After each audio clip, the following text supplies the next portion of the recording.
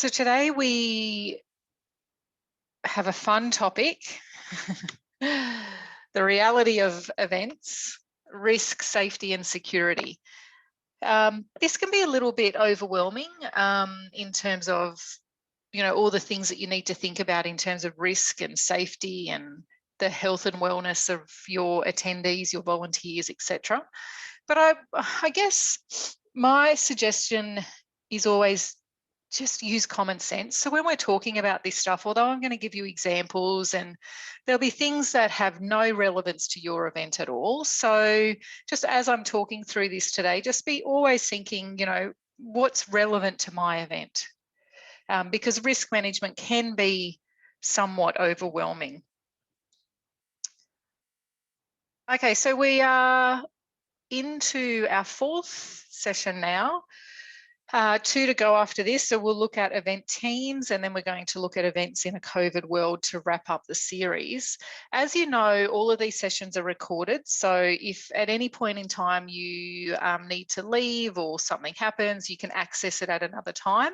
And like I've said in other sessions, it's also a good opportunity to share it with other members of your committee or your team that you think may gain some benefit from listening to the session.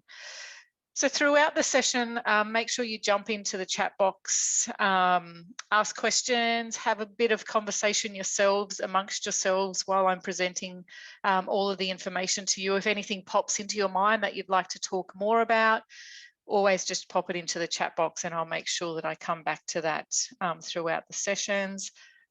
You guys know who I am.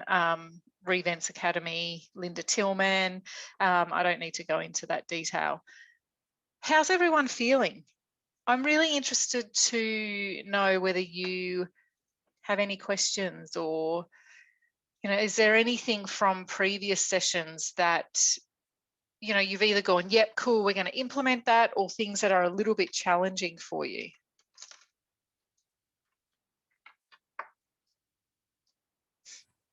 At our show meeting last week after that heavy sponsorship session, I sort of explained, because our sponsorship girl was saying, I just have to keep ringing. And I think she was feeling like she was hounding. And I said, listen, we've just done this in this course. And Linda said, you just need to keep ringing. She goes, oh, okay then. Like, she felt a little bit better that she wasn't just hounding people. And then we talked about being a bit more focused on who we were asking the sponsorship for. And they all sort of went, yeah, well, that's a lot better idea. So the committee sort of could see all the points that you'd listed last week as a go ahead. We should change a little bit. Yeah. Yeah. And it's kind of, you don't mind hounding if you know it's a good offer for them, right? Yeah. If it's and that's where it comes into that, being a bit more focused on who you're going to target. If you know that you've got something good to offer them, it's easier to have those conversations and to keep, hounding them. Yeah. But it is, and look, like I said to you last week, I have had projects where I've had to negotiate or follow up or chase or hound for 6 to 8 months. Yeah. It's just a long process. And that's why it's so important to take the time in identifying the right people that are the fit for your event. Yeah. So you're not wasting your time. There's nothing worse. And I've done this as well, where you spend, a lot of time following people up, negotiating, and then in the end they say no anyway. It's like, that is a real kick in the guts. And you're always going to get that to a certain extent, but we want to try to reduce that as much as we can. And it also come up with our social media, with our putting our sponsors stuff forward. And I put through what you said, and the lady that's doing our social media had just been and done a course in Durrumbandi the weekend before. So she had a lot of input as well. So like with us, we've worked with these 2 courses and it's just made us very positive about how we can put our show forward now. Oh, good. Great feedback. Linda, it's Desley. How are you? Yes, very well, thanks. I was missing last week, but I read the printed information, looked really, really helpful. Thank you very much. And the group I'm involved with, the lady that's looking after sponsorship was travelling. So we'll look forward to looking at the recording when it comes Great. up. I emailed Kim to see when the recordings are available, and I haven't received an email back yet. She said they're still working on them, so we'll wait and see. Excellent. Yeah, make sure you jump in and have a look at that. The information I sent you certainly supports what I presented in that session, but I also, in the session, talk a lot about really just trying to save time and energy, because sponsorship and grant funding as well, you know, we talk about both of those things. They're a very time-consuming process. So what we're trying to do is be focused and targeted in who we approach and know what we need and what we can offer in return so that we get the best result. So it would be worthwhile, absolutely, once that recording is available. My understanding is what's happening with the recordings. So I send the recording to Kim at the end of the day. So for this one, for example, I'll tidy it up and send it to her this afternoon. My understanding is Council's creating a page on the website, and they'll put all the recordings on there, so you can go in at any time. You can share the link with your other committee members, and you'll be able to access those quite freely. All right, so let's jump in. So today, as I said, we're talking about risk management. You know, we've got different types of events that are with us today, and anybody, you know, listening on the recording, there's so many different size, scale, types of events out there that risk management varies, but it's absolutely essential for every type of event, no matter what size and scale. You know, it can be scary, like I was saying just before, it can be quite scary to start thinking about all the things that can go wrong, which is essentially what you're doing when you're looking at risk management. You're putting that kind of, you know, that lens over your event to go, what could go wrong? And essentially, how do we manage that, or how do we prevent or mitigate that from happening? So it can be a little bit scary when you start to think about all these things that could go wrong with your event. But when you think about it, we're managing risk every day in our lives. You know, we do it without even realizing. You know, we're making decisions. You know, should I cross this busy road here, or should I walk up to the pedestrian? So you're managing risk, right? And that's all we're doing. So once again, we don't want to complicate this too much. It really is common sense when we look at our event, and you would be able to look at your event and quite quickly be able to identify where there are risks.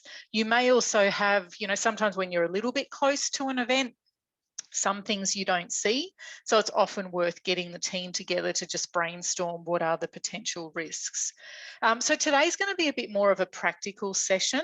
I'm hoping that everybody has received the risk management template that I emailed through. If for some reason you don't have that, can you please just drop your email address into the chat box right now, and I'll email it to you, because you will need that throughout today's session. Oops, sorry. We will be working through that. So it's a fairly practical document that steps us through the process of creating a risk management plan. And I actually wanted to make today quite practical, because we've got the 2 hours and there's not a huge amount of content to talk to you for 2 hours. So I thought, you know, this is a good chance to actually make it a bit practical. So when we finish the session, you have a good appreciation of managing risk at your event. So if you haven't got that, drop it into the chat box now and I'll quickly email it to you. And essentially what we're going to go through today is get a really good understanding of risk. What is risk? What are the different types of risk we should be considering for our event? We're going to look at a simple but effective way to develop a risk management plan. We're looking at contingency planning. And we're also going to touch on, just briefly, because we've got a whole session around events in a COVID world, but I did want to just touch on how to manage COVID and the implications of COVID, because that essentially is going to become a new thing that you will need to consider into the future in terms of managing risk at your event. Sheila, just a quick one. Did you receive the risk management template that I sent through? Because I was just saying to everybody else, this will be a much more practical session. The content won't take us 2 hours, so I'm going to work through the risk management template that I sent. Yep, I've got that one. So I'll have to duck out. I've got another meeting at 12:30 and then I'll duck back in. But no, I've got the template on my desktop. Cool. Yeah. Easy. If everyone just has that handy, I'll continue to refer to that throughout our session today. All right, now I'm going to do a quick poll with you. This is more for me to get an understanding of where you're at in terms of risk management. So you should be able to see on your screen now a poll. If you could just answer those 2 questions. Do you have a current risk management plan? And how do you feel about risk management?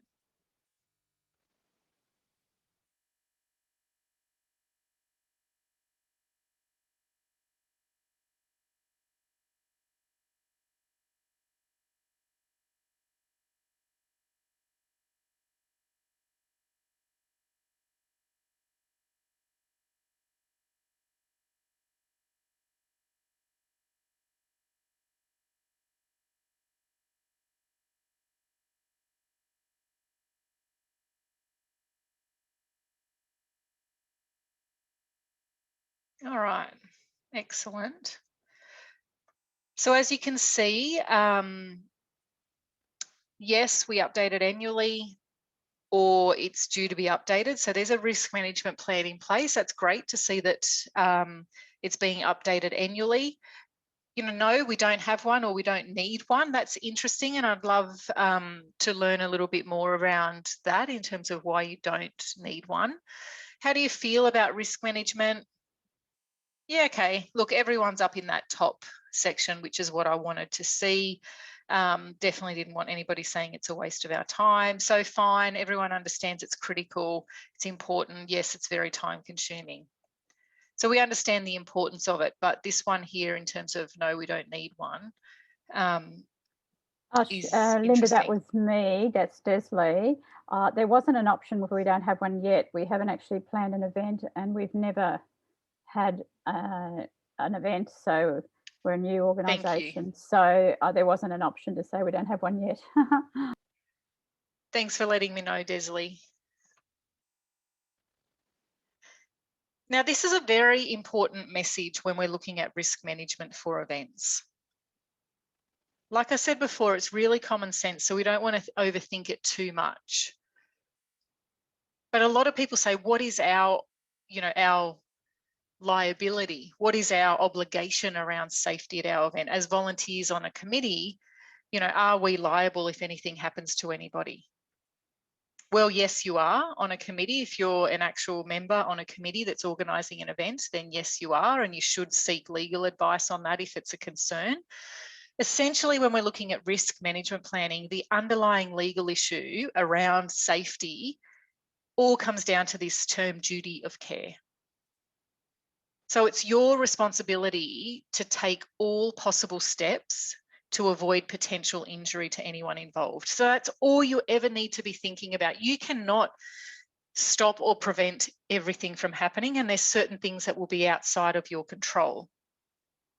You can't control what people do, but you can take the necessary steps to influence what they do at your event or to encourage them to avoid doing anything silly. And that can be something as simple as, where you position a security guard in order to stop people from, accessing a dangerous area of the site, for example. So you have done what you possibly can to try to stop people from accessing that dangerous area, but you cannot physically stop them from accessing that dangerous area. So you have displayed a duty of care in that case. Even if that person is to go into a dangerous area of the site after being told not to by a security guard and injure themselves or something happens, You have done what you can in terms of a duty of care, which means then you are not technically, from a legal perspective, liable around any health and safety issues that arise from that. So always be thinking it's our duty of care to make sure anybody coming onto our event site, you know, is safe and that they're aware of any dangers and that we prevent them as much as we possibly can. And that's your job as event organisers or as an event committee. Now, it's really important to know that risk management or risks is more than the health and safety of people. There's quite a few different types of risks that can impact an event. And if anyone has, you know, or if you're willing to, I'd love you to let me know. You can just pop it into the chat box. What would you say are the top, let's just say 3, or however many you want, a maximum of 3 of the top risks at your event that you need to manage? If anyone wants to pop that into the chat box, have a think. So thinking about your event, what are the top 3 risks that you need to manage?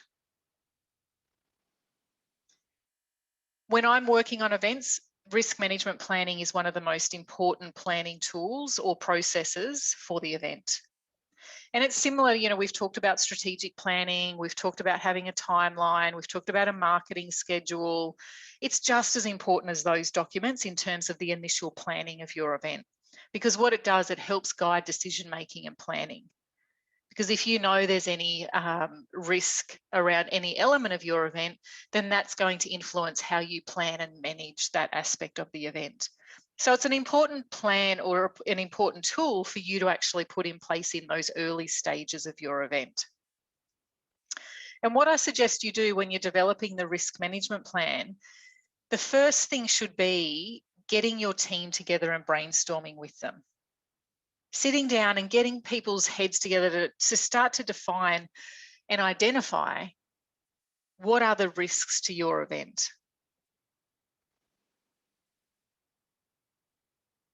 Lots of things will jump out at you straight away because you know your event so well, but there will also be things that you just can't see. And that's why it's good to get other people together to actually start to brainstorm it. And like I just said, that risks are more than just health and safety. So they cover all areas of your event.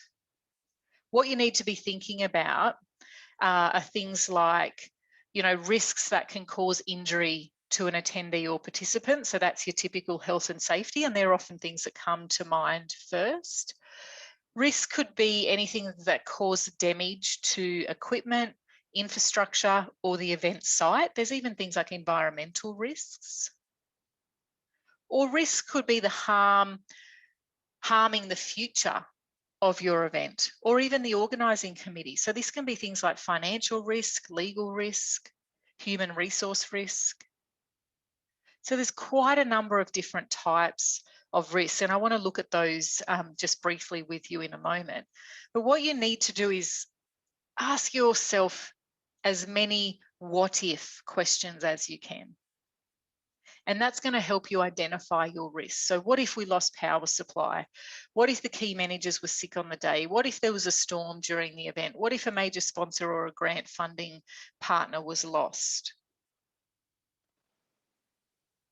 So asking yourself those what if questions will help you identify the types of risks for your event. So let's just have a quick look at the different types. I won't get bogged down in this, but I just wanted to make sure you have a really clear understanding of all of the different types of risks, because when we're looking at a risk management plan, I want you to be thinking about all areas of your event. So the first one, and as I said, the one that is probably top of mind for most people, is health and safety. So absolutely the health and safety of anybody attending your event, so your event attendees, should be a really significant priority for you. But I also don't want you to forget the health and safety risks to your volunteers. What about during setup and pack down? They're often the times, particularly pack down, you know, when everyone's exhausted, they just want it to be over. Sometimes, you know, some you know, some policies or processes on site may kind of fall to the wayside because we're all a bit exhausted and we just want to get this done, you know, lifting heavy things, driving forklifts, cars on site. You know, it's really important to consider those things, because as soon as we're a little fatigued, that's when accidents can happen more. So when we're talking about health and safety, we want to think about anybody on our site. So we're talking about our event patrons or attendees, our suppliers, and our volunteers and staff. Your stall holders, anybody coming onto your site. So things that you need to consider are hazards in the outdoors. So snakes. I mean, I've worked on many events in rural parts of Australia, and we often have incidents where we'll see a snake. How do you deal with that? You need to think about falling tree limbs, particularly if you're got camp areas, even dust, you know, sunstroke, all of those things that come with an outdoor event in regional Australia. As I said, volunteer injury, particularly during setup and pack down, public safety, you know, the increased cost that comes from security and public safety, overcrowding, you know, you can get often, you know, if you've got mass gathering, you know, we have things that we call crowd surges. You know, you often see this at music events. So everybody rushes, you know, when a certain act comes on the stage or there's a certain performance. I mean, you can even get it. I've seen it happen at kids' events where, you know, a particular performer, you know, the Wiggles, for example, come on stage and all the kids go crazy and all rush to the same place. It's the same kind of thing, you know, overcrowding can lead to health and safety risks. We've got natural disasters, so fire, flood, excessive heat, pedestrian traffic, so, you know, accidents from, you know, people accessing in and out of your site or car park areas. And then we've got the fun things that we add to our list over the last few years are things like terrorism and COVID. And I'm not going to go into that in detail because for a lot of our events, particularly terrorism is not a high concern. However, there are some certain things that have been coming out through Local Government Australia around what councils need to be doing to encourage events to actually consider things like terrorism, which sometimes for our events, we will think how stupid, that's really inappropriate for our event, but it's one of those things that we just don't know. And obviously COVID is now a new risk to health and safety at events, particularly mass gatherings when we've got lots of people in one condensed or confined space. Now, environmental risks. So we're quite familiar with things like bushfires, you know, in places like Victoria, they have what they call code red days, which are a big risk for high bushfire prone areas. We're also familiar with weather conditions, so bad weather, you know, cold, rainy, that can be a risk to attendance at our event. So it's really important to be thinking about what are those environmental risks that could impact on our event. You know, it's, as I said, weather, natural disaster, other things around environment are also really important. You know, the things like unnecessary energy use, excessive litter and waste, contamination of watercourses, pollution. You know, really important to consider those environmental risks around your event. There's actually a really cool checklist that's available around environmental management of events, you know, and it addresses things like, you know, looking at how to manage waste, recycling, you know, a whole heap of things around environmental sustainability for events. And I'm happy to share that with you following this session. It's a really useful checklist just to give you insight into some things that you should be considering, because I guess when we've got a large number of people coming into an area, there are potential environmental risks that can come from that. And a lot of people, when they're at an event or on a holiday, they tend to relax their own values a little, you know, so even if they are quite good at home in terms of, you know, managing recycling or, you know, littering or whatever it may be, there's this natural tendency when people are on a holiday or at an event to actually relax some of those values that they have at home. So we need to be able to understand that and put in place things to actually prevent that from happening at our event. And the other thing to consider as well when we talk about environmental risks are things like placing pressure on water-stressed communities and also this thing we call community license. So is your event placing any pressure or risk on your community? And it's really important to consider that. You know, sometimes community can be really, I guess, negative towards festivals and events because they feel like their community's being overrun by tourists. They can't get their usual car parks. You know, these are things that we need to consider because we need to have the community support for our event. Placing pressure on water-stressed communities, that's one that's come up a lot in the work that I've been doing for the last probably 3 or 4 years, being based in Southeast Queensland. You know, I've done a few events in Warwick, you know, in the last few years. And as we know, there's been some issues around Stanthorpe and water in the Southern Downs. And there was some concern around, you know, attracting visitors in for an event when the communities are already got a lot of pressure on them in terms of access to water. So once again, they're risks that you wouldn't normally think of for your event, but they're really important in terms of ensuring a sustainable and a successful event for you now and into the future. Financial risk. This is all about any risk that will result in loss of finances or unexpected increase in expenses. So this is all about how do we manage our budget and our finances well.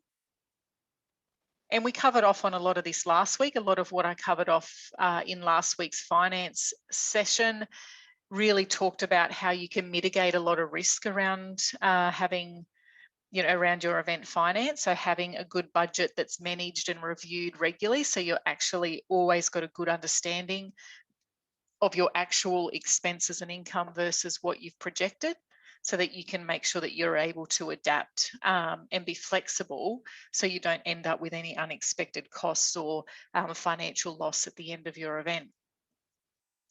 So some risks that you should be keeping in mind are loss of income due to reduced ticket sales or poor attendance. There could be, you know, budgeting risk around spending money you don't have. And we see that a bit. It's just like, oh, I just really need this. If we need to get some extra power cords or we've got to do this, we'll be fine. We'll make the money at the event. It's really risky. Another risk is changes in local or state government priorities for funding.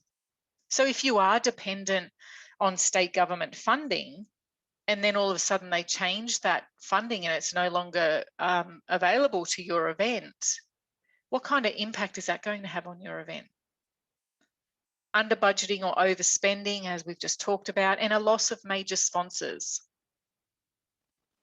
And I talked a lot about the risk around, you know, being dependent on sponsorship in our session last week as well. So what would happen if you lost a major sponsor at your event? What kind of financial impact is that going to have on your event? And these are all things that need to be addressed in your risk management plan. If you are really dependent on some grant funding or a particular sponsor or sponsors, you need to note that in your risk management plan and you need to be thinking about ways to overcome that. And once again, I talked a lot about that last week in terms of having different revenue streams and having mixed revenue streams so that you're not dependent or highly dependent in one particular area. We also have what we call technology risks. So we are now very much living in this world full of digital and technology. So it's really important for us to consider any risks around this. So, you You know, often we think, okay, well, we've got mobile phones, you know, on site, we'll be fine as a team just talking on our mobile phones. And this is a real life example that I suffered from a few years ago, where we thought, okay, as a team, there were a certain number of two-way radios that a few people had. Otherwise, we'll just use our mobile phones to stay in touch with each other throughout the day. It was a big site. What happened was no mobile phones would work on the day because we had excessive mobile phone and data usage. So 10 to 12,000 people on this site, it actually overloaded the mobile phone coverage and data, and it all just failed on the day. So there was no mobile phone, no data at all at the festival. Not only did that impact the communications amongst the team, it also meant that we couldn't really gain maximum value from people sharing photos and content on social media during the day because they couldn't load anything. They couldn't get onto any of their social media channels. The other thing to be aware of is drones. So you need to actually have approval to use drones. So any unauthorized airspace intrusion over your event site is a no-no, and you need to be mindful of that as well. If you've got media coming in, etc., they need to have paperwork to actually show that they've got that authorization. We're all pretty familiar with spam and scams. They just seem to be endless these days. So, you know, just keeping those risks in mind. Also, ticketing system failure. So if you have online ticketing, you need to be aware of that or be ready for that system to potentially fail. Also, viruses. So this is more from an administration or a back of house perspective, but what do you do if you get a virus in the computer or something happens and you lose a whole heap of key information or data or contacts for your event? So as I'm talking about these, I hope what you're thinking in your mind is, how would we deal with that? What would we do? Because that's what risk management is all about. We're trying to think about what the risks are, and then we've got to mitigate them. So straight away you go talking about viruses, loss of data, is how do you back up all of your event information? And we can't leave off this whole conversation around social media. And the reason that's in there as a potential risk is because it's negative publicity. There's so many things with social media that can actually have a detrimental impact on your event.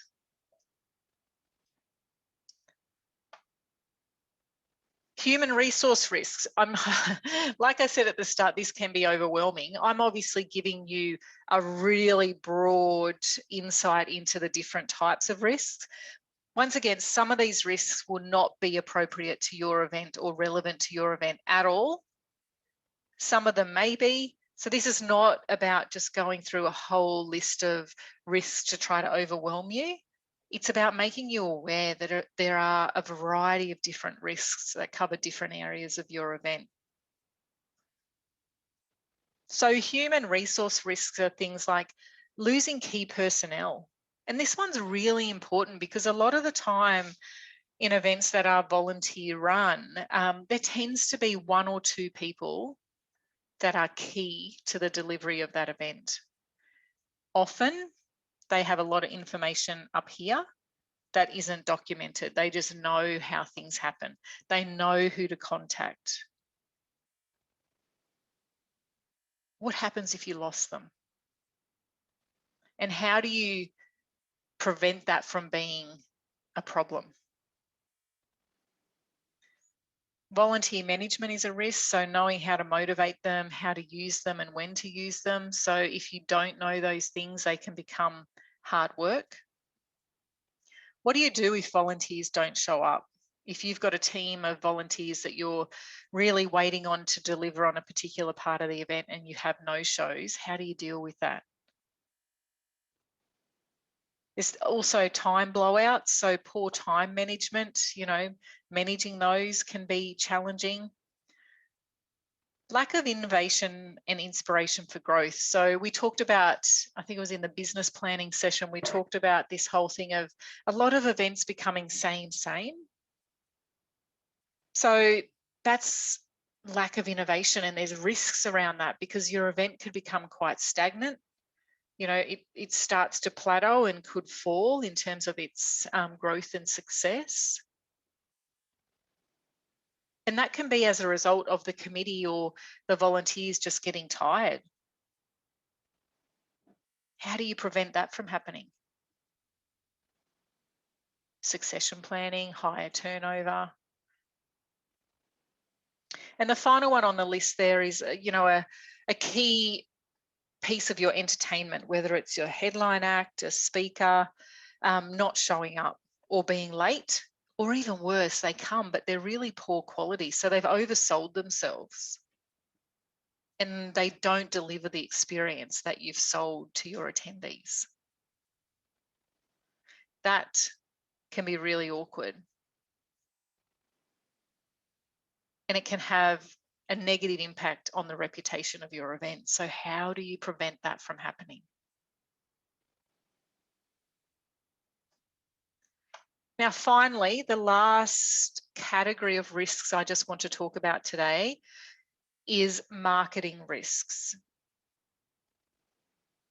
So these are things like negative social media and reviews. You know, social media is great because we are so connected these days. However, the flip side of that is we are so connected these days and we can get out our information, our thoughts, our opinions to a very big audience very quickly, like instantly. So if something happens at the event and I have a negative experience, I can jump straight on my phone and go, blah, blah, blah, blah, never coming to this event again. And it might not even be the event's fault that this has happened. It could be a third party, you know, food truck that you have at your event that has given a bad experience, like bad customer service to an attendee, but it's the event that suffers in terms of, you know, the social media or review. So how do you manage that? Poor feedback can jeopardize the event the following year. So, you know, making sure you're managing that feedback. What is your process for actually managing negative feedback?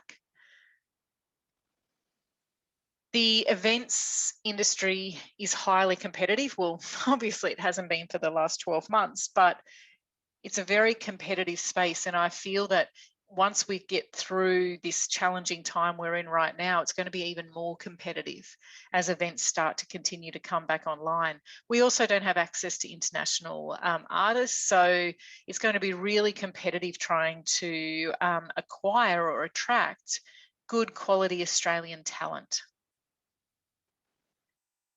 So what if you can't secure any? Is that a risk to your event, or local talent is more your thing? There's the risk of your festival losing its spark, if you like, because there's competing events locally and regionally. So that's the whole thing of how do you make sure you've got that point of difference?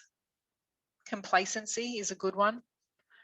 You know, the volunteers, the committee, community, council becoming complacent. There's risks associated with that. And finally, lack of promotion or targeting the wrong markets. That's a marketing risk.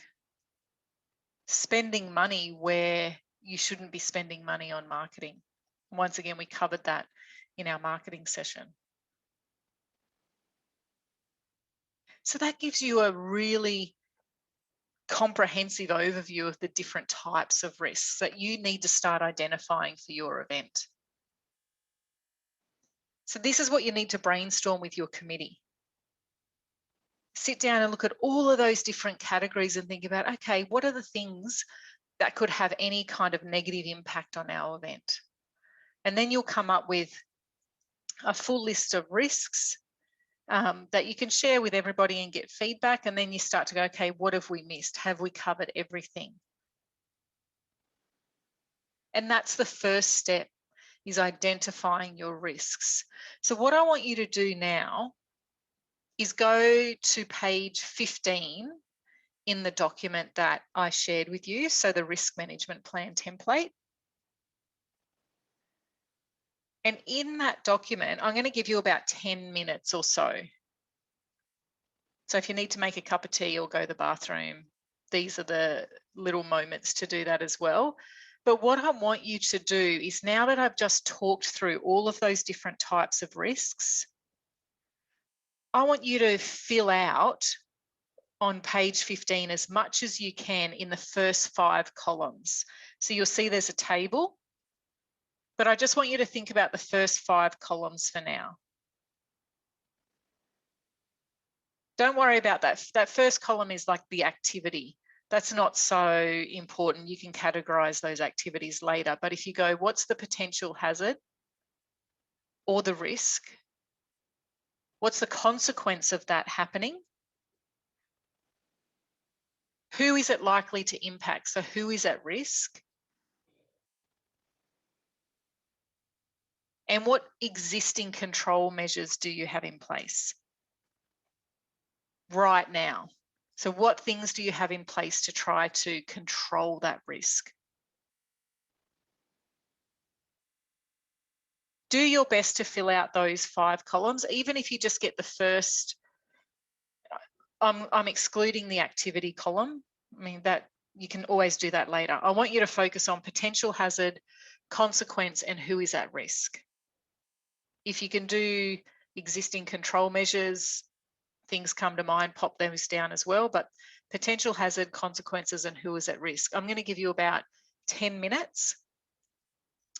If anyone has any questions, or you want to brainstorm something or discuss something as you're working through that, please unmute yourself and ask, or if you prefer, put it in the chat box. I'm going to open the chat box up now and have a look at what you've already put in there. So I'll keep an eye on that if you prefer to do that.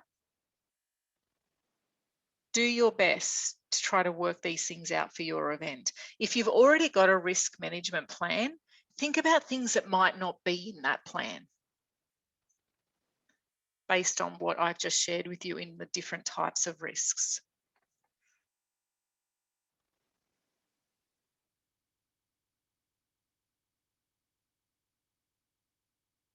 I'm just going to put myself on mute while you are working on that. If I do start to talk and you can see me, my lips moving and no sound, can you just remind me?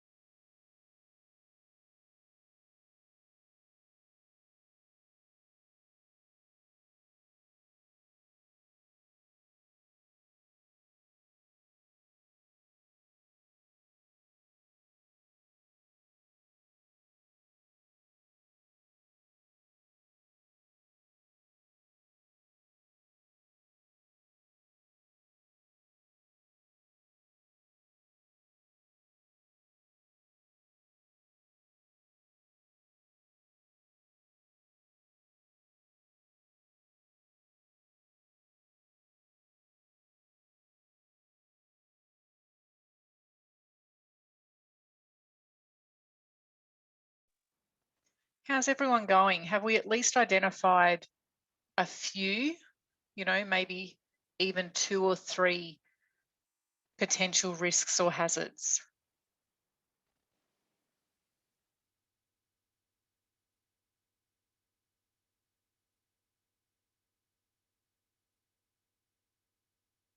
Good job. I've got a big thumbs up from Desley, so that's a yes.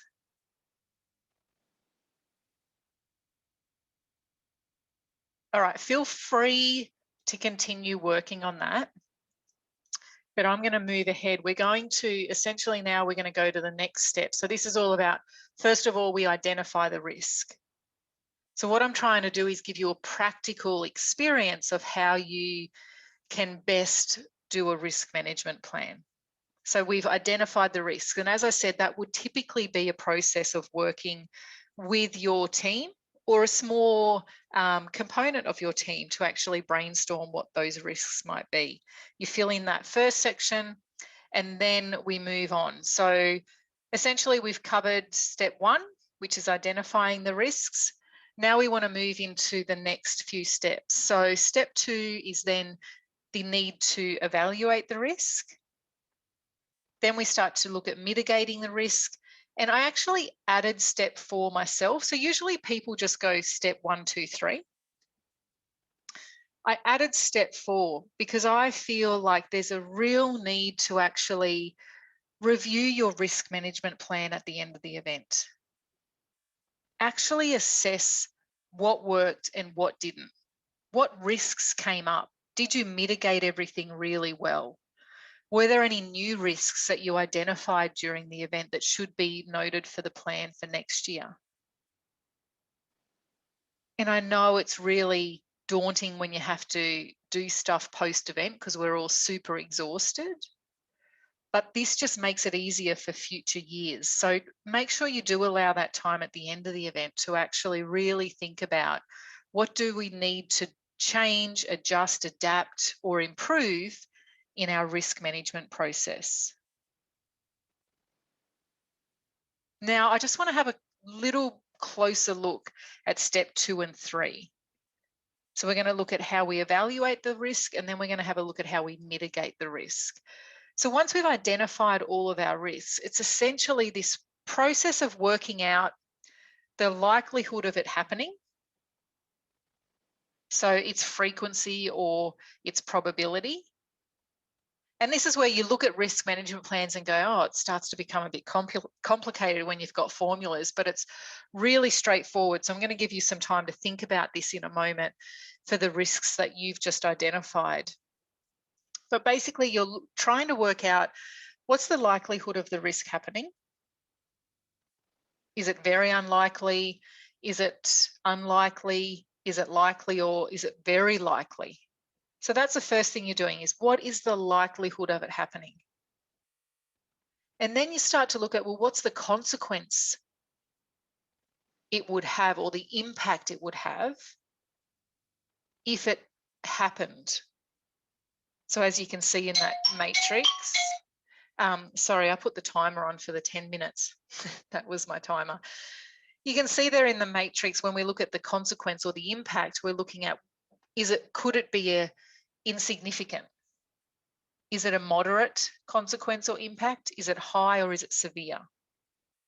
So then we start to just evaluate or categorize our risks. And that will help us determine the level of risk. So the level of risk is essentially the consequence versus the likelihood of it happening. And this is important. Some events go, why do we need to do this? What's the point of actually, evaluating our risks? Because then, and you'll see I'm going to talk about this in a moment, then you start to determine what action needs to be taken on it. Because if it, is extreme risk, then you need to get rid of that. That is not acceptable. You do not want any extreme risks at your event. If it's something that is, very likely to happen and have severe outcomes or consequences, you want to try to get rid of that altogether. You can't manage that. That's, scary to think that you could have that. It could be high risk. So that's where if it is a high risk, you need to consider alternative activity. So try to get rid of any high risks unless you feel like you can put in appropriate control measures. If it's a medium risk, then you look at developing and implementing a mitigation plan. So how do we mitigate that? How do we try to prevent that from happening? It still might happen, but how do we ensure that we have very good duty of care to try to mitigate or prevent that as much as possible? Low risk, we just want to monitor and manage that. So you might have just a simple procedural process in place that manages that. Because one thing we need to remember here, when we're looking at anything with risk and events, we do not want to impact on the quality of experience by, being too risk averse. And that can be a hard balance to find. And, I'll give you an example. We worked on a polo cross event, which was an international event. And we wanted to try to attract people that have never seen that sport played before. And one of the key selling points, because a lot of people think of polo when you say polo cross. So one of the key things for us in terms of selling that event was the actual opportunity to be sitting right on the sideline of a game. So, in our marketing, we talked a lot about, you can actually feel the thundering hooves. You can actually, when you're sitting that close to a game, you may end up with sweat off the horse thrown on you. Like it's this trying to tell people you are right there amongst the action. So that's a key selling point, or it was a key selling point for us for that event. But we had to manage the risk as well, because when you think about, the pace of horses playing polo cross and then having people sitting right on the sidelines, not right on top of them. Obviously, there is a barrier there, but right, not like polo where you're sitting, away from the field in a marquee. So we had to put in place risk management processes and systems that allowed us to still be able to actually deliver that experience, but also manage the risk and show that we had a good duty of care in place.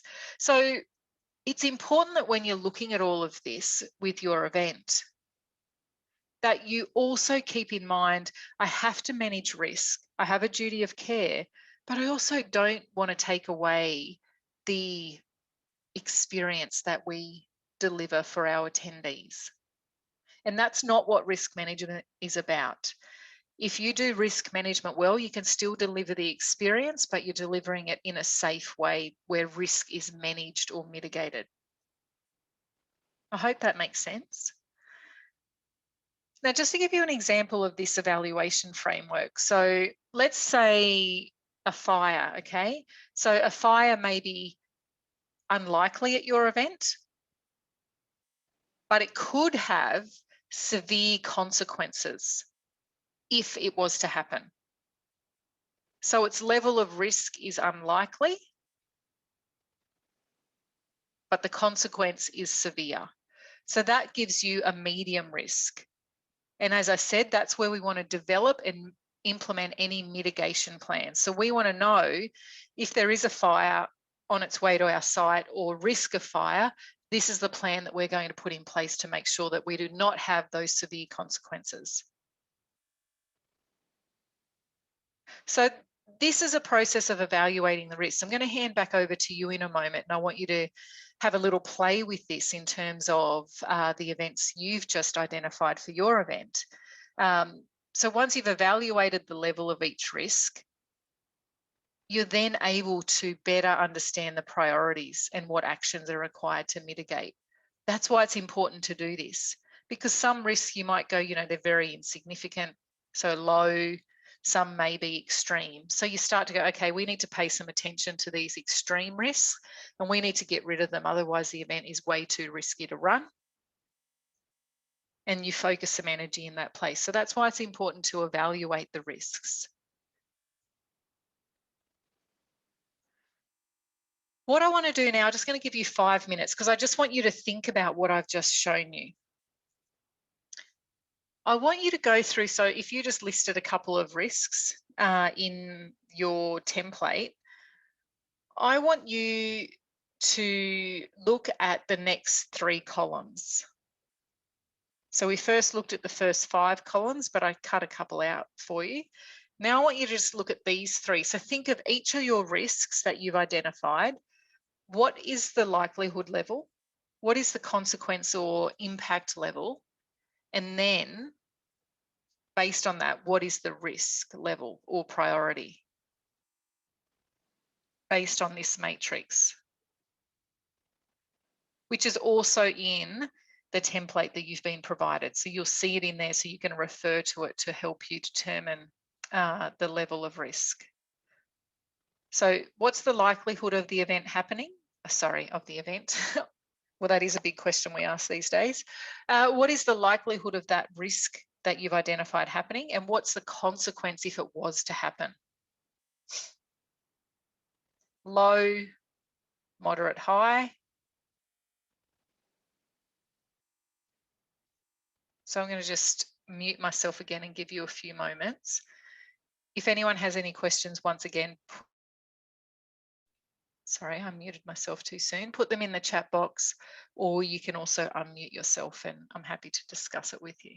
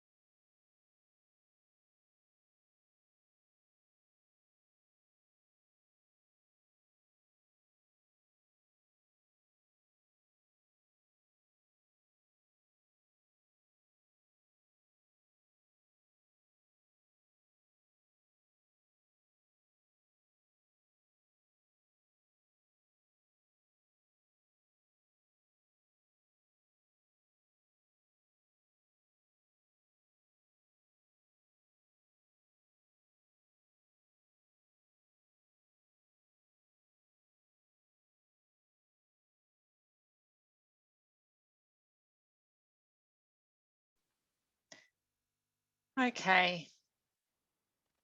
How did we go with that? Did anyone end up with some high, medium to high risks?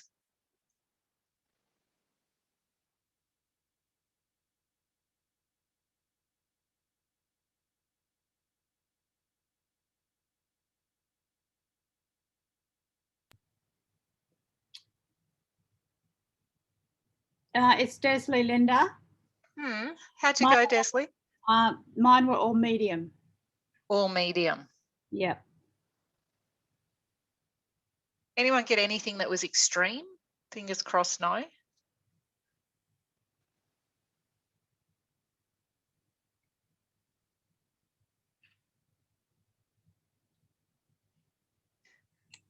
So with those medium to high, that's where mitigation comes into play.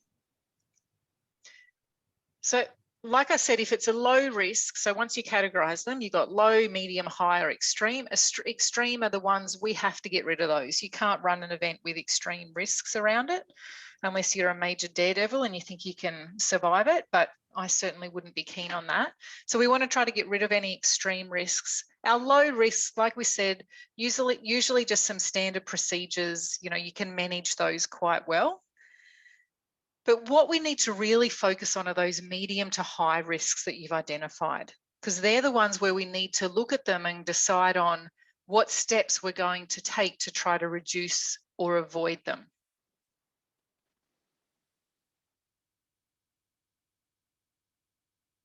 So what we can do to reduce or avoid those medium to high risks, we need to try to reduce the likelihood of the risk happening.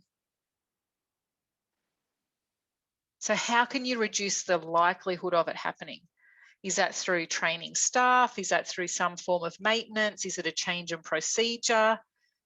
Is it around some form of compliance? And then we want to try to reduce the impact if the risk does occur. So this could be having a public relations plan. It could be about having off-site data backup, emergency procedures, you know, depending on what the actual risk is. So we want to reduce the likelihood of it happening, and we want to reduce the impact if the risk occurs.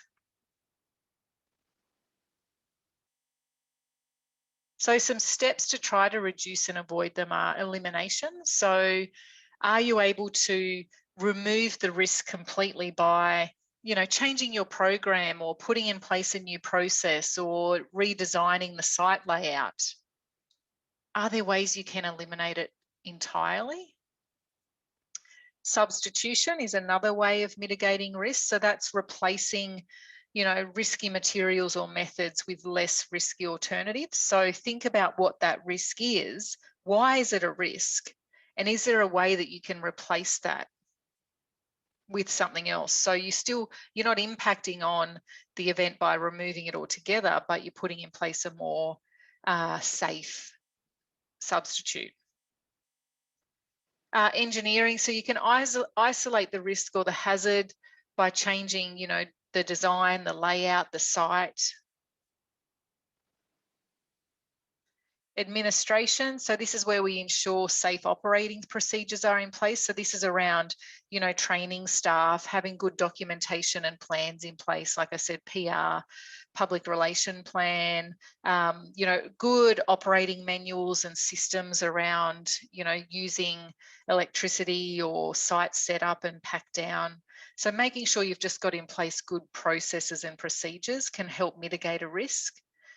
Personal protective equipment, so, you know, gloves, hats, sunscreen, you know, thinking about, you know, even not just from your own perspective in terms of your volunteers and your staff, but how do you ensure also that attendees have, you know, appropriate sun protection and enough water? And, you know, when we talk about things like heat stroke or dust, or, you know, for those outdoor events in regional parts of Australia, we need to also make sure not just our people, but those attending the event are equipped to actually handle those conditions as well. So you need to be thinking about all those ways you can try to mitigate. So you're reducing the likelihood of the risk happening and reducing the impact if the risk occurs. So this is where you need to think about those risks you've identified and answer those two questions.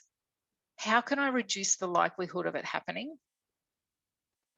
Remember, we're just reducing the likelihood. We don't need to get rid of these altogether.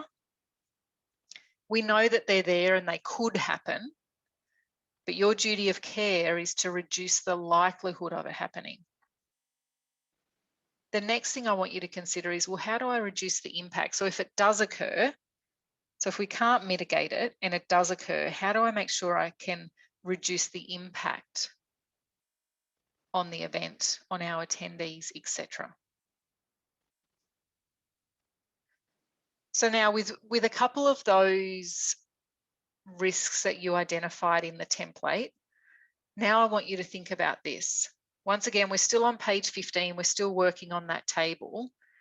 Now that you've identified the risk, you've evaluated the risk, so you know what level it's at. For any of those that are medium or high, I want you just to think through, well, what are the mitigation and prevention measures?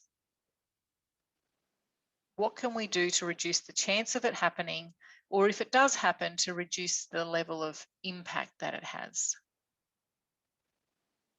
And who's responsible to manage that?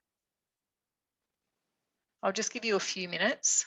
I just want you to get a feel for the process.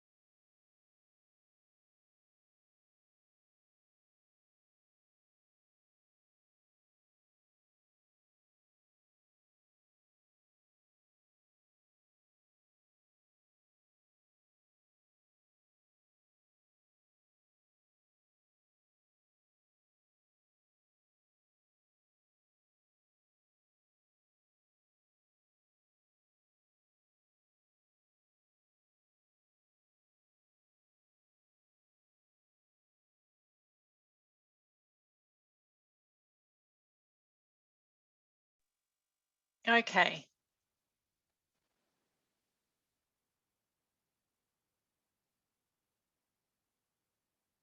I hope that that gave you a bit of insight into that process. So it's just, like I said right at the start of our session today, it's common sense. I don't want you to overthink it too much.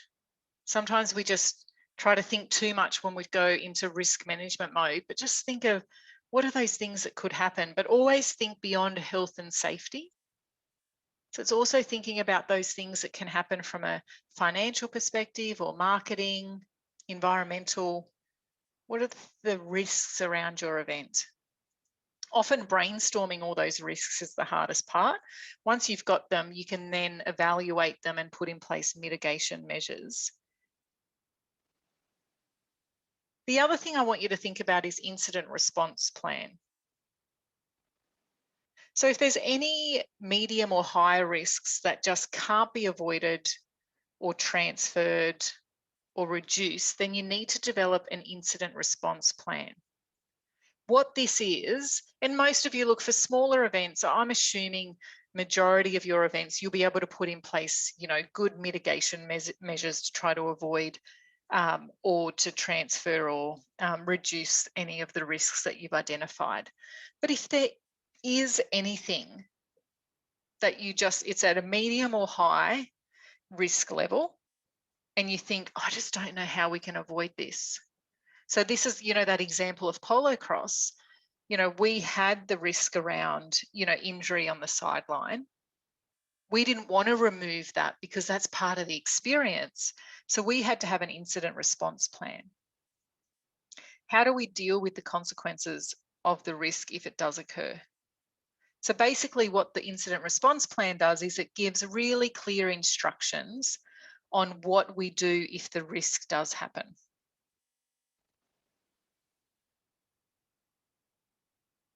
It's all about how you manage these high risks. It's that duty of care.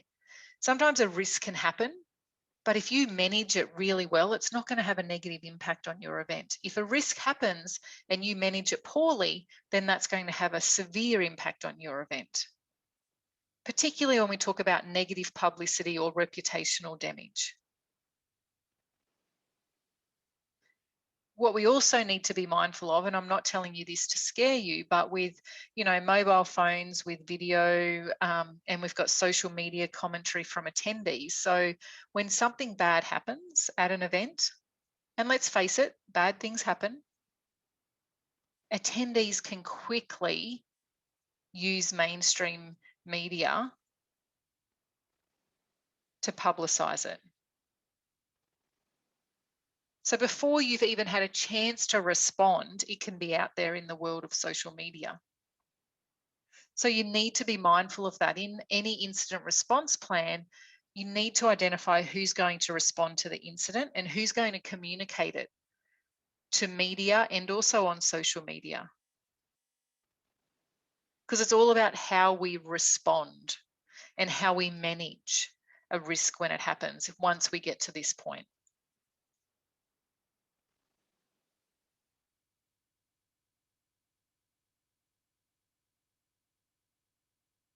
So in an incident response plan, it will include these things as you can see on the screen now.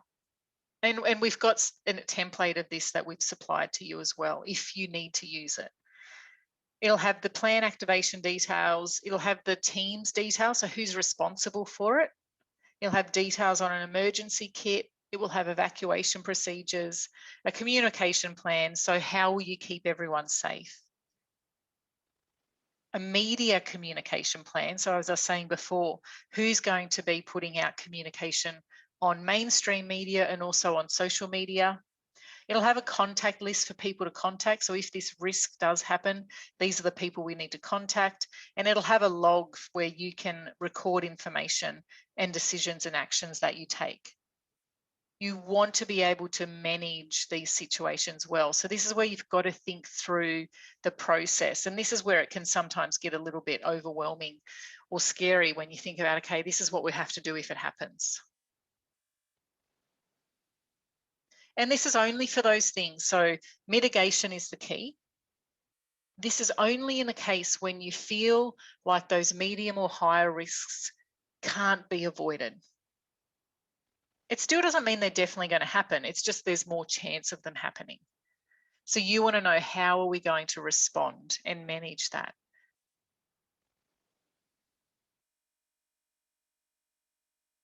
One of the most important things, actually not one of, the most important thing to ensure successful risk management for an event is activation. You have to, as a committee, as an event team, you have to have the ability to be able to activate your plan. There's no point having a fancy plan that you've spent a lot of time on with all the bells and whistles, that's been approved by council and emergency services, if you do not have the resources and the skills to be able to activate it on the day.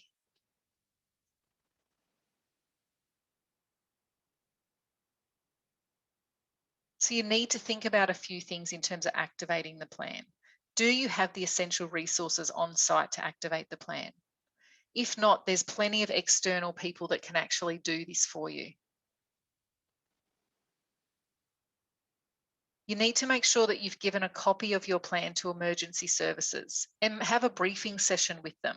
So once your plan is done, get together with council, you know, the ambulance, fire, police, or the emergency services in your community and make sure they're well briefed on the event. And this doesn't matter how big or small your event is. This is all about managing risk. If you've shown your duty of care, then you're reducing the liability to your event or to you and your event committee. I always suggest that events assign a risk coordinator. So someone with the necessary skills to oversee the activation of the plan, and that's their sole responsibility. And you can, if you have the resources to do it, you can actually outsource that if it makes you feel more comfortable. There's companies that specialize just in, you know, event operations or risk management for events. And if you are an event that has more risks, that might be something that you want to consider. The other thing is to ensure that all your volunteers have been trained and briefed on the risk management plan. Your volunteers or your staff need to be fully aware, and also third-party providers. So if you've got stall holders coming on site, you know, anyone that's on your site needs to be aware of the risk management plan. They also need to be aware of the need to take reasonable care to avoid any risks occurring at your event. And don't be afraid to ask for help. If you need to talk to council staff or any emergency services or people that are highly experienced in risk management for events, ask for help. So activation of the plan is the most important thing. Make sure you're able to activate it well in order to prevent any negative reputational damage on your event.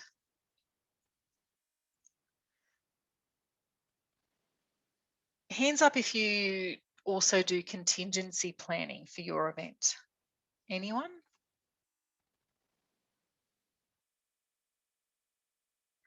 Things will go wrong on event day. It's just the nature of what we do. You know, how big or small they are will obviously vary. Hopefully they're only small things. But there's a lot of things that are also outside of our control.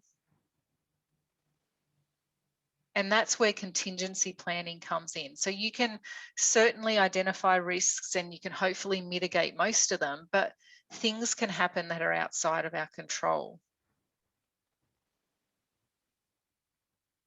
So this is where we want to have, for some instances outside or possible incidences outside of our control, we want to have a plan B.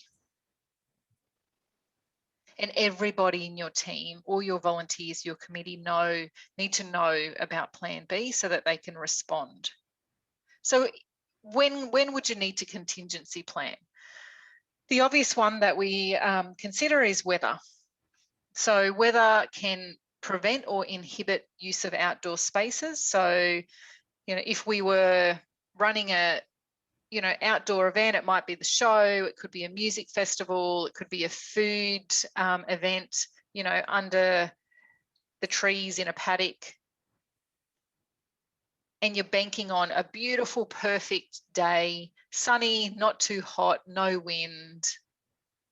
So you're banking on those conditions and it's raining. Where do you relocate your guests? What happens? What is your plan B?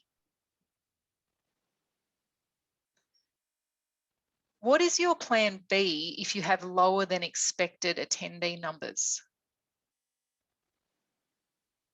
And this is particularly concerning when you have, say, a confined space where, you know, a speaker or an entertainer or a comedian, whatever, is staring at a sea of empty seats.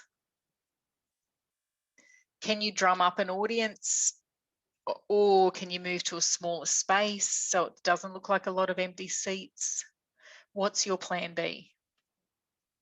Another one, I've had this one a few times working in remote areas, you have lost power. What happens if a power cut occurs and everything goes down? Your internet, your AV, your lights, you might have electric doors, you might have an outdoor kitchen. Yeah, what happens in that case? Do you have generator backup? What's your plan B? Hate to say it, but what about a broken toilet? What about if toilets, you know, you've got portaloos and they all get blocked and you're down to like one portaloo for 300 people? Can you redirect guests somewhere else? Do you have an emergency plumber on call? What's your plan B?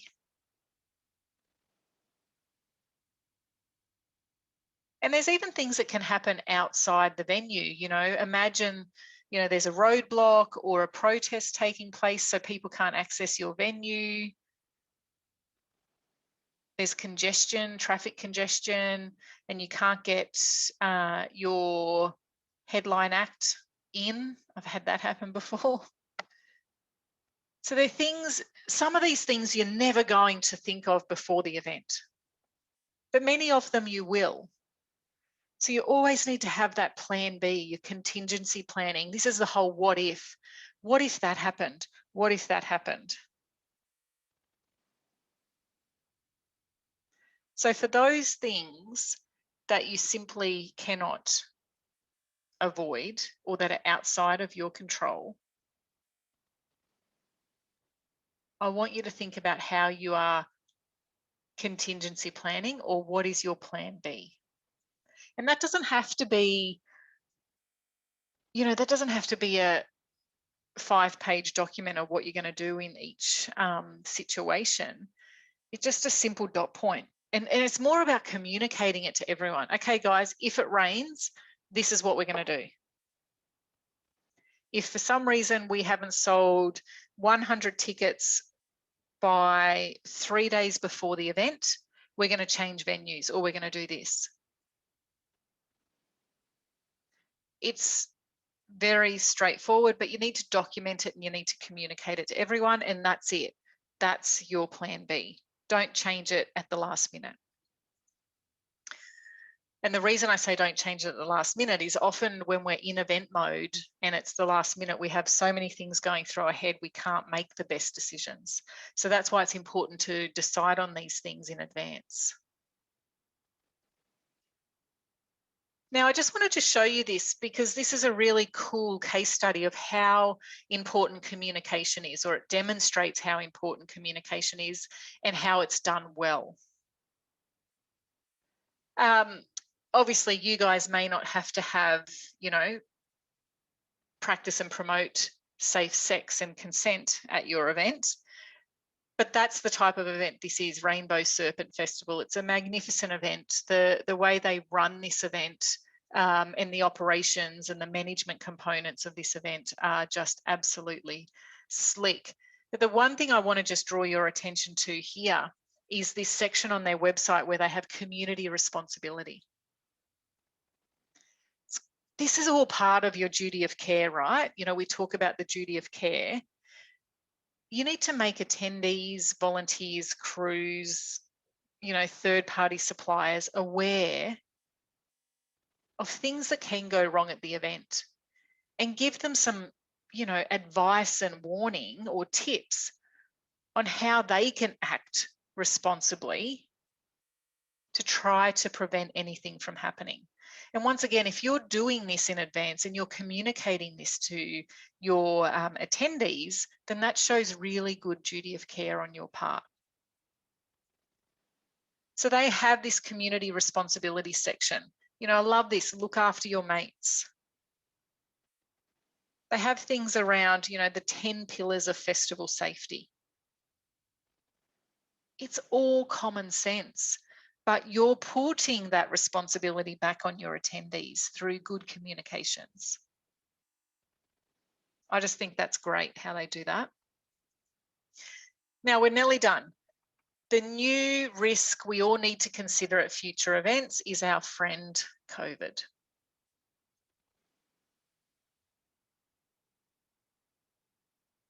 You need to think about how you're going to manage risk around COVID or transmission of a virus at any of your future events. You need to also consider, do you have the resources to do it? And as you would know, we have COVID safe planning guidelines in Queensland now. So that's very comprehensive in terms of the expectations around your event. And once again, that varies depending on the size and scale of your event in terms of what measures you need to put in place.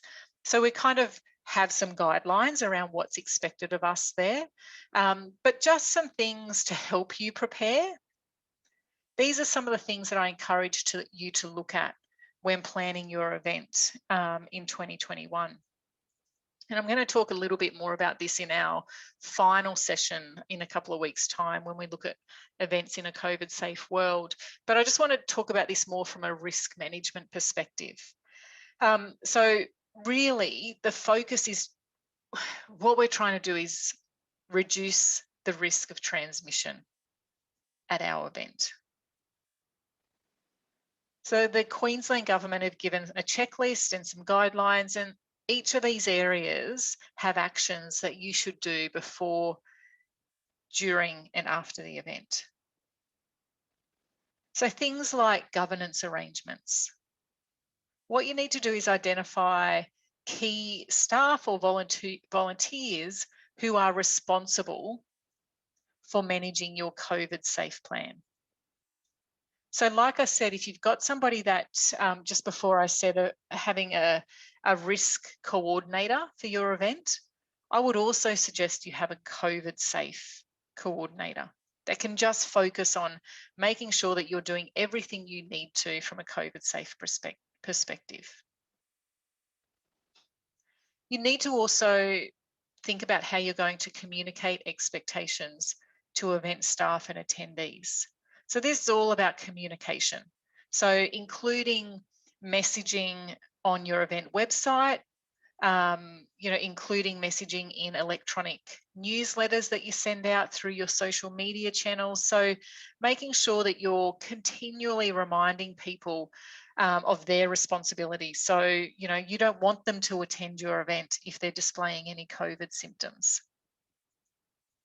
Reminding them that when they come to the event, social distancing is important. Using hand sanitizer, good hygiene is all important. So communicating that to staff, volunteers and attendees is your responsibility. One of the hardest things is this whole thing around maintaining physical distancing or social distancing. So hard when events are typically this social environment where people want to be close together. So this is a challenge that a lot of events are having, is this whole thing of maintaining physical distancing, and we can't physically be pushing people apart.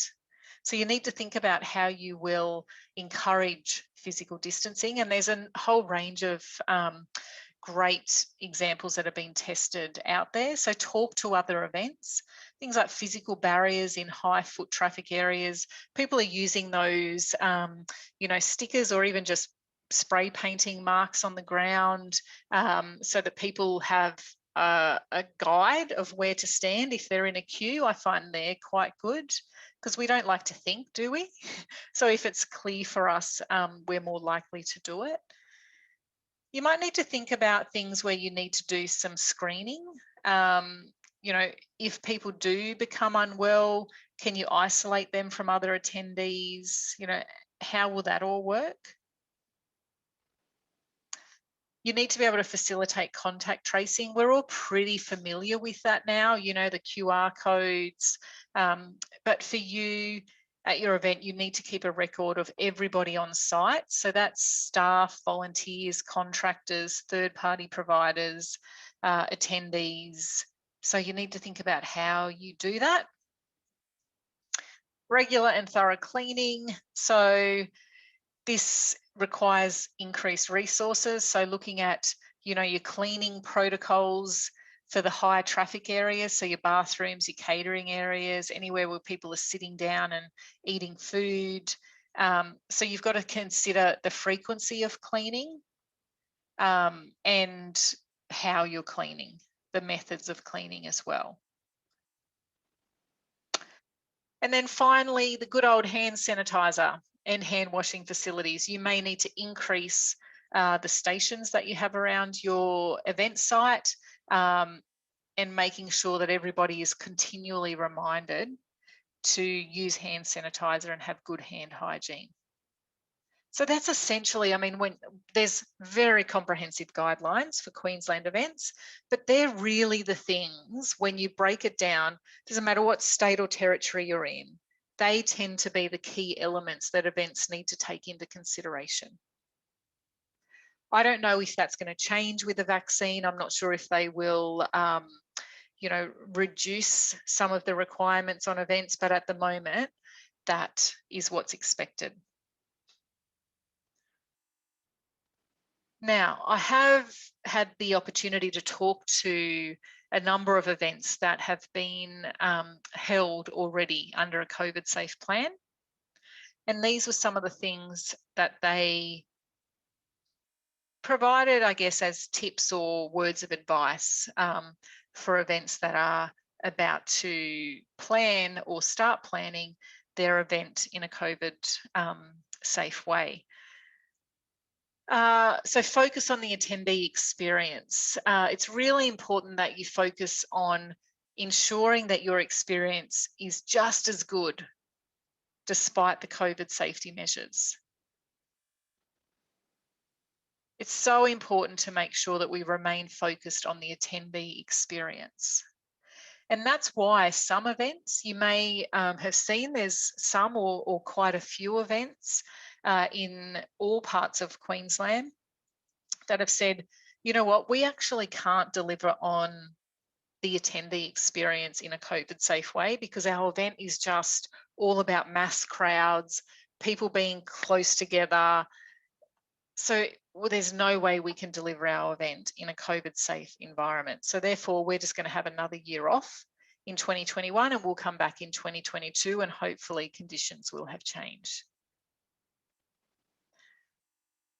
Another word of advice was when you're doing your COVID safe planning and you're thinking about, you know, how you're going to manage physical distancing, screening, etc. It's been suggested that you do some role playing of the processes. So if you say, this is how we're going to do it, actually do some role playing so that you know that it can work in real life. It's highly advised that you talk direct to the public health unit and submit your COVID safe plan early so that you can get all the questions back. And then you can work together with the public health unit on solutions that are specific to your individual event.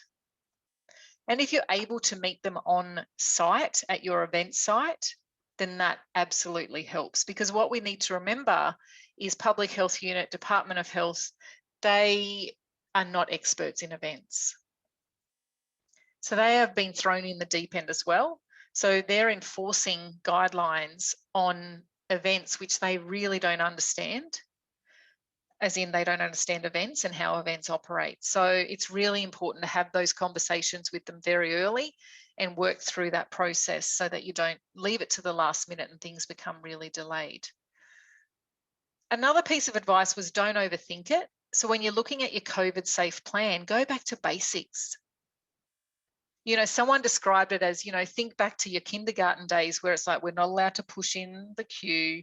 We've got to keep our distance in the tuck shop line. We've got to wash our hands really well. You remember at kindergarten or preschool, there's all the signs of how to wash your hands. It's kind of like that. So without kind of dumbing it down, it's obviously a serious issue, but it's about thinking, when you're thinking of your event, just really go back to basics. Also make it fun where you can. There was an event in Toowoomba, actually, a cycling event that was held, and they actually gave their volunteer toilet cleaners some fun names. So just try to keep it fun where you can.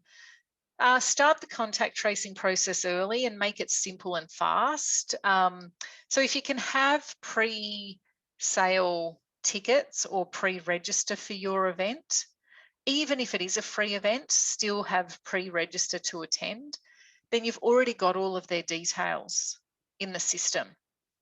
That's going to improve or speed up the process for you.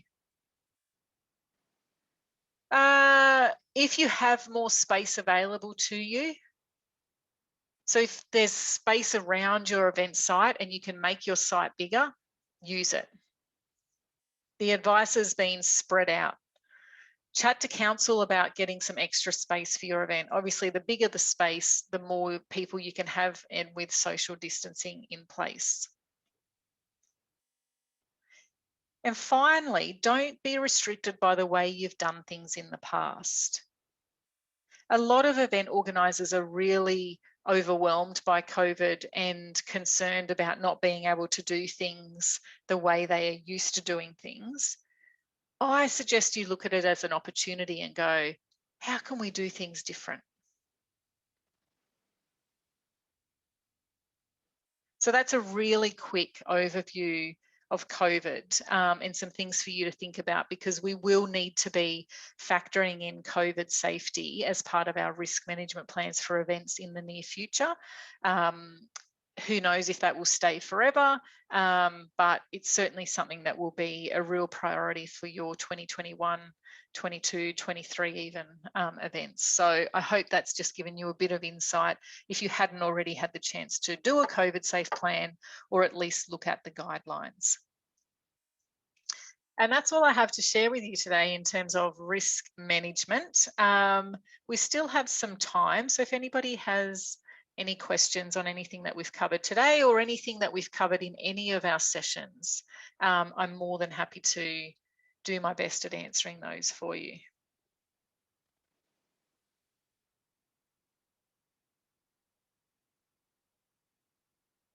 I'm just going to check the chat box and see if there's any questions in there.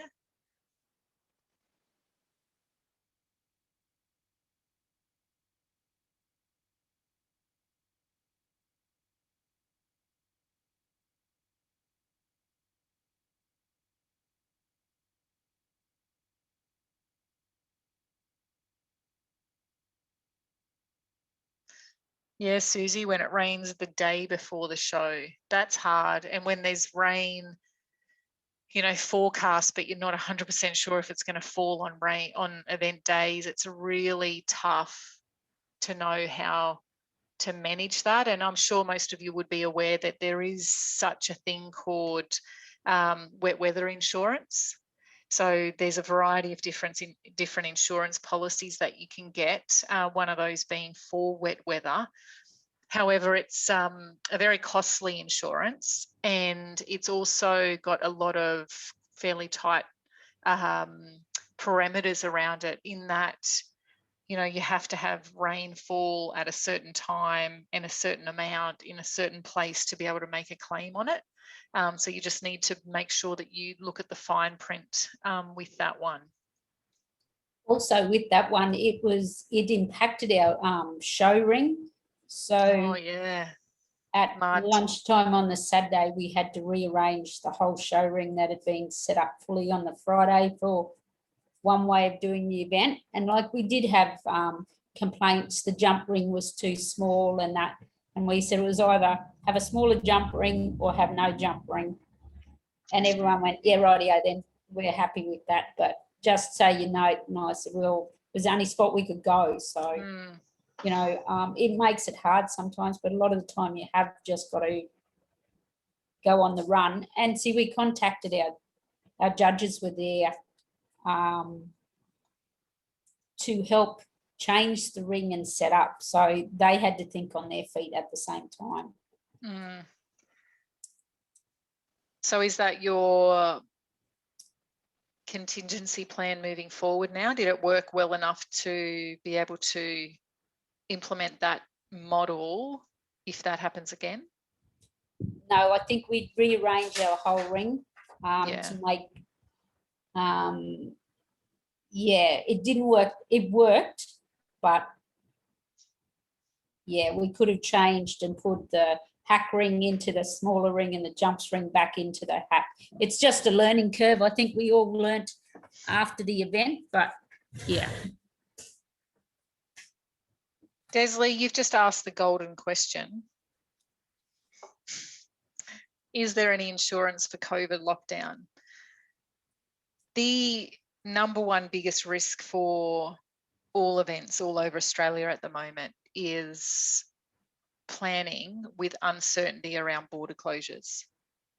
And we've just seen it in Victoria, where there was a snap closure only for 4 days, but the impact that had on events and tourism and business was ridiculous. So it's very hard for events to actually organise without that, or with that uncertainty around borders. And I've actually just recently been talking to the organiser of Big Red Bash in Birdsville, and that's the same for him. He's got an event going ahead in July with 10,500 tickets sold. He's got his COVID safe plan approved. The biggest risk to him right now is borders being closed, and it could actually kill the event. To answer your question, unfortunately, there is no insurance company that will insure events for COVID. So, and this has been a really hot topic amongst the industry. And there's been some lobbying to government to try to get some kind of insurance policy through government to support events. So there's no insurance for COVID lockdown. So it's a big risk and certainly something that you need to be really mindful of as you're planning. It's something, you know, fingers crossed. I mean, with the vaccine now starting to be rolled out, I'm hopeful that there won't be any more need for these lockdowns, but it's an unknown, it's unknown territory.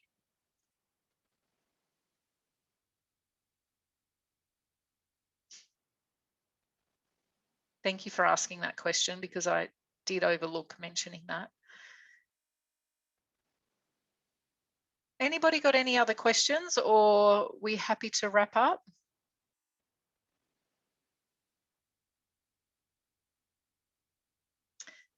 Well, thank you again. I hope that was really useful in terms of thinking through that process of identifying risks.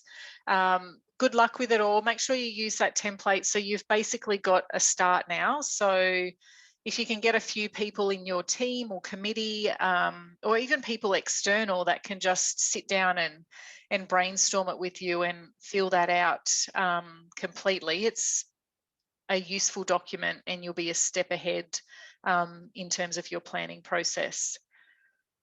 So I will see everybody again next week. And next week, I've already forgotten what we're looking at. Oh, we're looking at event teams and succession planning. So that's all about really looking at how to set up a good structure so that you've got clear roles and responsibilities on your committee, and that everything you do is, you know, filed in shared systems and documented well, so that whenever you've got changes in committee members, it's a smooth transition. Sorry, my headphones are beeping at me. I'm assuming they're going flat. Can you hear me? Yeah, it's telling me you're done, you're done. Thank you all so much. Don't forget to jump into the Facebook event if you've got any questions, and I'll look in that daily. Have a good afternoon. Bye-bye.